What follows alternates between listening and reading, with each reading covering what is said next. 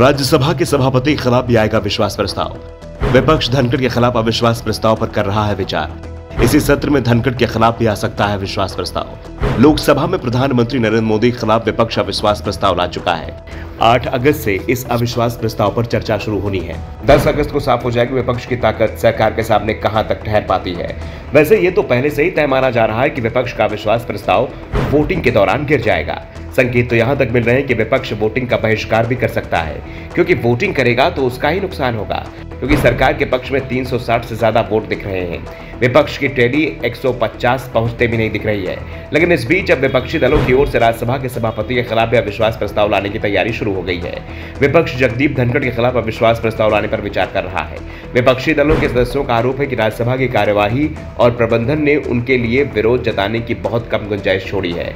राज्यसभा की कार्यवाही और प्रबंधन को लेकर विपक्ष नाराज है। विपक्षी गठबंधन इंडिया की बैठक में इस बात को जोर शोर से रखा गया कि राज्यसभा के सभापति के खिलाफ अविश्वास प्रस्ताव लाना चाहिए। उनकी शिकायतें पक्षपात, वैध मांगों पर विचार न करने से लेकर विपक्ष के नेता मल्लिकार्जुन खड़गे के अपमान तक पर चर्चा की गई। कांग्रेस अध्यक्ष मल्लिकार्जुन खड़गे ने भी केंद्र की मोदी सरकार पर आरोप लगाया कि वो विपक्ष को संसद में बोलने नहीं दे रहे हैं। संसद में बार बार माइक बंद करके सरकार उनका अपमान कर रही है। उन्होंने कहा कि बीजेपी सरकार संसद में विपक्षी पार्टियों को डराने धमकाने की कोशिश कर रही है। देश में लोकतंत्र की जगह तानाशाही और हिट्टाशाही ने ले ली है। राज्यसभा में विपक्ष के नेता होने के बावजूद उन्हें बोलने नहीं दिया जा रहा है। सरकार विपक्ष के साथ कितना भी अन्याय कर ले, लेकिन वो सत्तारूढ़ व्यवस्था खिलाफ लड़ते रहेंगे और 2024 में उनको हरा कर दिखाएंगे। रजनी पाटिल के निलंबन की बात करते हुए कहा कि एक सत्र के लिए उन्हें निलंबित किया गया था, इस सत्र में उनको हटाया नहीं गया। ये कैसा लोकतंत्र है? ये तो तानाशाही है। वैसे संसदीय परंपराओं में देश के इतिहास में अभी तक राज्यसभा के सभापति के खिलाफ कभी भी अविश्वास प्रस्ताव नहीं लाया गया है, जबकि कई बार तो स्थिति ऐसी बनी है कि सभापति विपक्षी दलों का चुना हुआ व्यक्ति होता है। दरअसल देश के उपराष्ट्रपति ही राज्यसभा के पदेन चेयरमैन या सभापति होते हैं। ऐसे में देश के इतिहास में कई ऐसे मौके आए हैं जब उपराष्ट्रपति की राजनीतिक पृष्ठभूमि कुछ और होती है तो सरकार किसी और की होती है।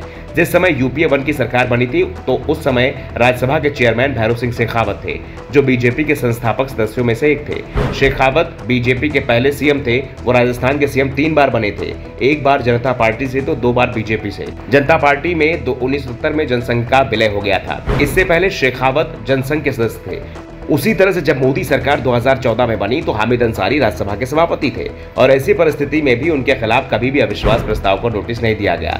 वैसे राज्यसभा के सभापति को अविश्वास प्रस्ताव के जरिए नहीं, महाभियोग के जरिए हटाया जा सकता है, लेकिन ये प्रक्रिया इतनी जटिल होती है कि विपक्ष तो दूर, सत्ता पक्ष इस बारे में विचार नहीं कर सकता, क्योंकि महाभियोग प्रस्ताव तभी पास हो सकता है जब सरकार को विपक्ष का साथ मिले, क्योंकि महाभियोग प्रस्ताव उसी सूरत में पास हो सकता है जब संसद के दोनों ही सदनों में प्रस्ताव 2/3 बहुमत के पास हो। आज की स्थिति में जब सरकार के पास राज्यसभा में बहुमत ही नहीं है तो 2/3 बहुमत तक पहुंचना तो और भी मुश्किल है, और विपक्षी दलों की ओर से तो महाभियोग प्रस्ताव लाना और उसे पास कराना किसी सपने से भी कम नहीं है।